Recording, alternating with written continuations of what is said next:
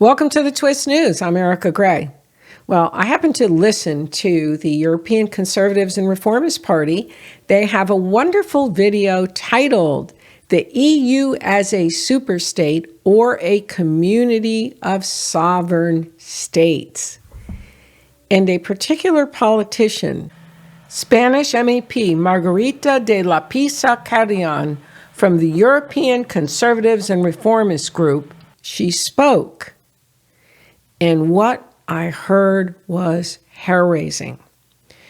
Basically, if you listen to what she says that no matter what, there's this orchestration when it came to this coming treaty change. The European Union held a conference on the future of Europe, but she talked about how it was orchestrated.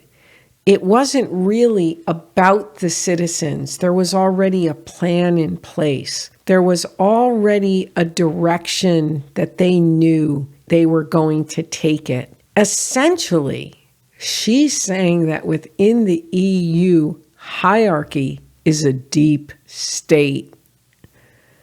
That's right, a deep state within the EU hierarchy. So I want to take a listen to what she has to say. But the impression we had was that this was not organized in line with democratic principles. And even the conclusions of the conference, as it turned out, had been written prior to the conference. So a certain group of people were selected on the basis of unknown criteria, and they decided that some new additions have to be added to the conclusions, even if the citizens had never been asked to talk about it freely. So this representation of the citizens should be changed. And there were other farcical moments when, for example, there were 4 Germans, mostly the MEPs who don't believe in a Europe of sovereign states, and they were free to speak, which they did. I remember somebody said that this conference could be called a conference on the future of Germany, not Europe, because it was very clear that Germany would be the main country in Europe. So that working group developed a report that proposes a structure of power that sells our independence and hands it over into the hands of a superstate. It's not a federal system, it's not a confederacy, and actually this could be compared to the United States of America, where suddenly the decisions will be made at a completely different level than before. This is really shocking stuff, but I'm not shocked because I've been following the European Union for quite a few years now, many years now. And I know that no matter what, federalist ideology within the European movement, the federalist agenda always goes forward. Even if there's a moderate in, even if it doesn't matter, it always goes forward.